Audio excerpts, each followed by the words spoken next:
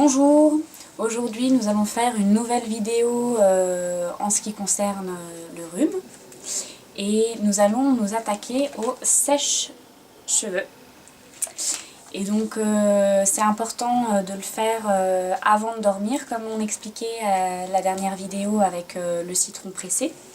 Soit vous pouvez combiner les deux, avant de dormir faire votre citron à l'eau chaude et le sèche-cheveux, ou vous pouvez faire uniquement le sèche-cheveux ou uniquement le citron à l'eau chaude.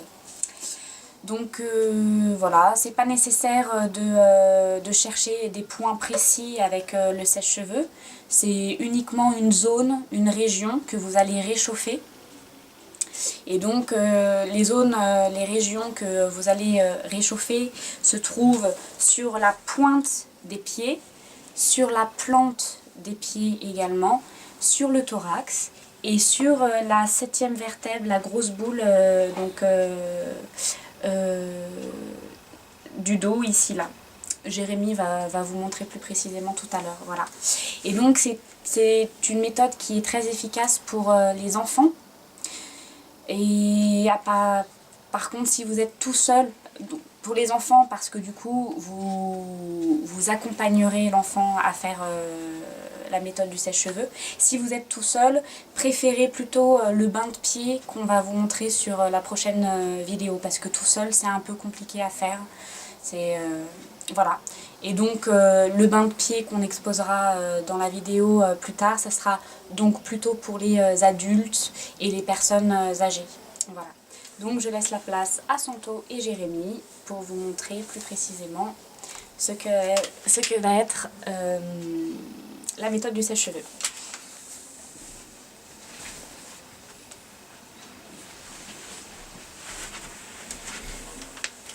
Bonjour, alors comme vous a expliqué Mélusine, on va vous montrer la méthode de réchauffement de zones du corps particulièrement importante pour lutter contre le rhume, avec le sèche-cheveux.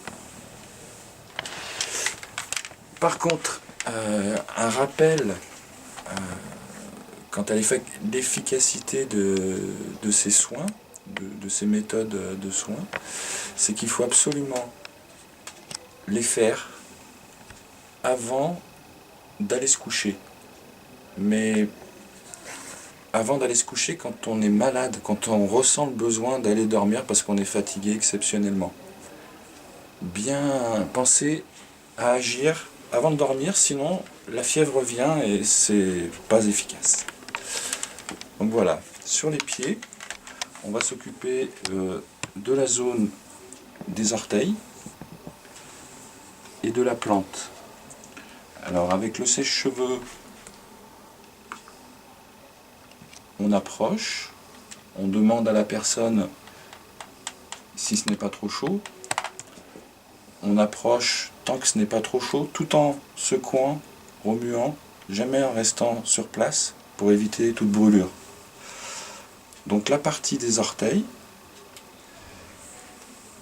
et de la plante que l'on va chauffer au moins 5 minutes.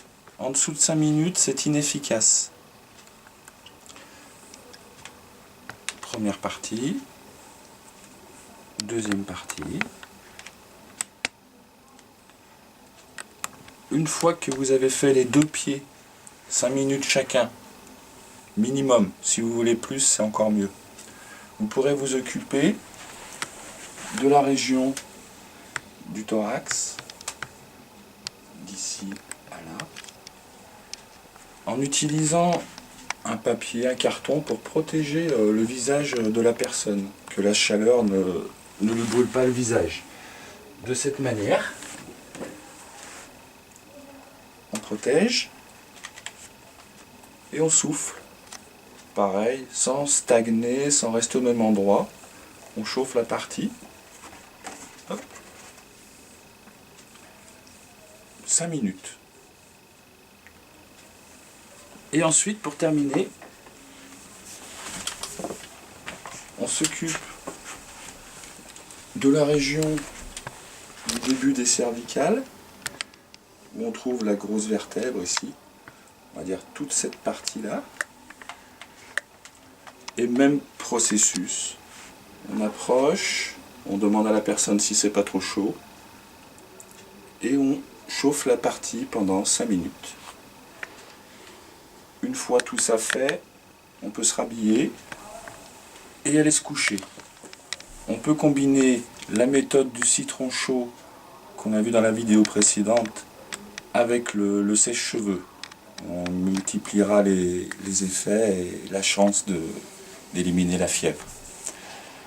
Voilà, je vous remercie. Et on se retrouve pour la prochaine vidéo qui concernera les bains de pieds. Merci.